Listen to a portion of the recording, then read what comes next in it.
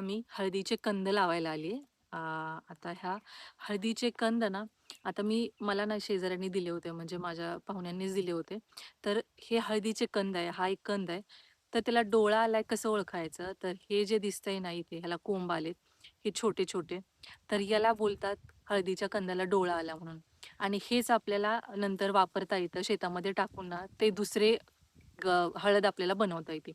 आता हळदीचे अ, भरपूर प्रकार आहेत. आपण जी आंबे हळद वगैरे म्हणतो, ती वेगळी असते आणि ही हळद वेगळी असते. जी आंबी हळद म्हणतो ना आपण, त्याला आंबा हळद पण म्हणतात. तर कच्च्या आंब्यासारखा त्या हळदीचा वास येतो, म्हणून त्याला आंबा हळद असं बोलतात. आणि ही जी आहे ती साधी हळद आहे. आणि हळदीमध्ये ना कर्क्यूम नावाचा ना एक घटक असतो. त्यामुळे ना तो म्हणजे म्हणतात औषधी गुणधर्म जास्ती हळदीमध्ये असतात त्या कर्क्यूम घटकामुळेच. तर ती हळद चांगली कशी, जर त्या प्रत्येक हळदीमध्ये जर कर्क्यूमचं प्रमाण जरा जास्ती असेल, तर ती हळद चांगली असं बोलतात. आणि आता ही जास्ती करून ना कोकणामध्ये लावली जाते हळद. पण आपल्याकडे जिकडे जास्त पाऊस नाही वगैरे तिकडे जास्ती नाहीत वापरत. पण मला ही दिलं होतं, म्हटलं आज लावून घ्यावं. आणि ना याच्यामध्ये अ, जास्त पाणी याला लागतं, पण ओलावा जास्ती लागतो. पाण्यापेक्षा ओलावा जास्ती लागतो. हे सरीवर लावलं जातं. सरीवर किंवा बेड वगैरे बनवून ना याच्यावरती ही हळद लावली जाते. आणि आज मी हळद आणि आलं पण आहे माझ्याकडे, तर ती आलं पण लावणार आहे मी. अ, तर चला बघूया आपण कशी लावायची याला.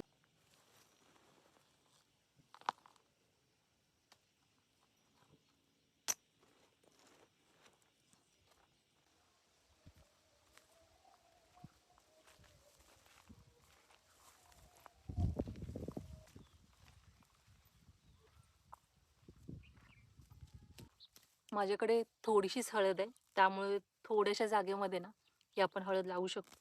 अशी जास्ती काही मोठं मला जागा नाही लागणार याच्यासाठी, कारण मी ही फर्स्ट टाईम ट्राय करते, ही हळद कशी येईल वगैरे. तर आपण या छोट्याशाच याच्यामध्ये ना ही लावून घेऊया. त्याच्यामध्ये ना आंबा लावलेला आहे आणि थोडंसं आपल्या गुरांना वगैरे कडवळ वगैरे लावलेलं आहे. तर त्याच्यातच मी हे लावणार आहे.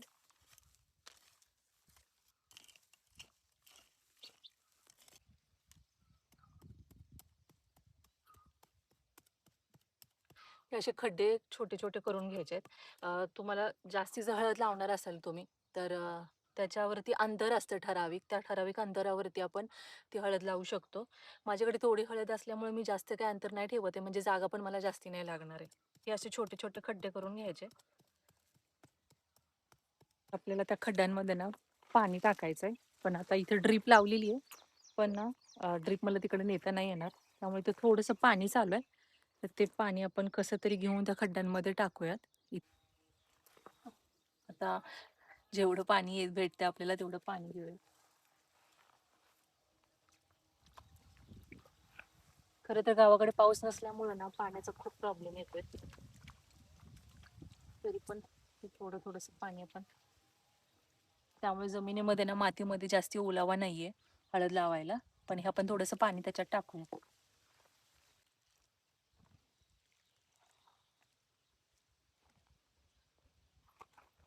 त्याच्यात ना आपल्याला राख टाकायची आणि त्याच्यात इकडे गावाकडे जास्ती पाऊस नाही, त्यामुळे ना ओलावा नाहीये. थोडी थोडी राख टाकून घ्यायची याच्यात.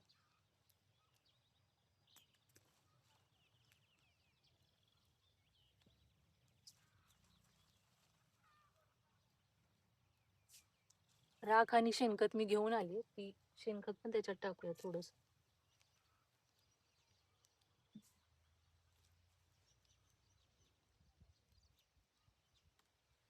आणि आता ही जो डोळा आलेली हळद आहे, ही जी डोळा आलेली एवढं, ते आपण हळद याच्यात लावूयात.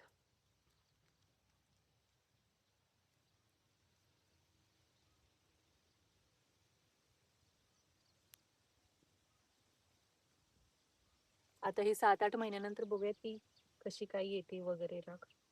ती हळद, ही साधी हळद आहे.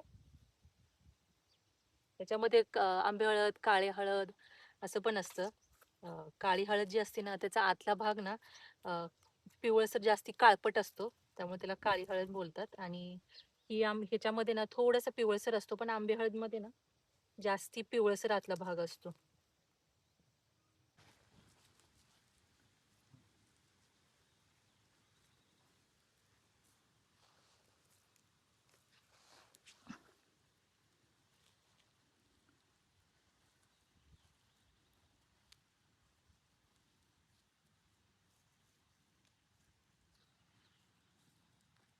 कणसाची मका लावलेली दिसतीये इकडे मागे.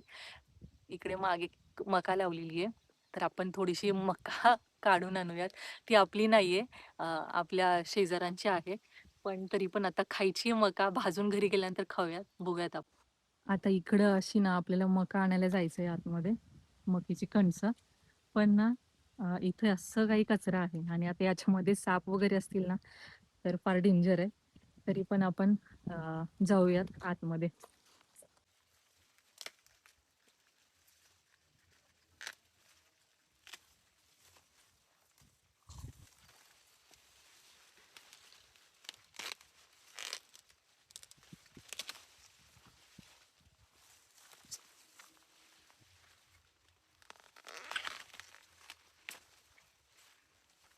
आता ही थोडीशी कच्ची आहेत. पण आपण घरी घेऊन ह्याच्यावरती ना चुलीवरती भाजून खाऊयात. माहित नाही याचे मक्याचे दाणे आलेत का नाही. एक मला सापडलं होतं, ते कोवळं निघालं. पण हे बघूयात आपण कसे आहेत वगैरे आणि घरी जाऊन खाऊयात.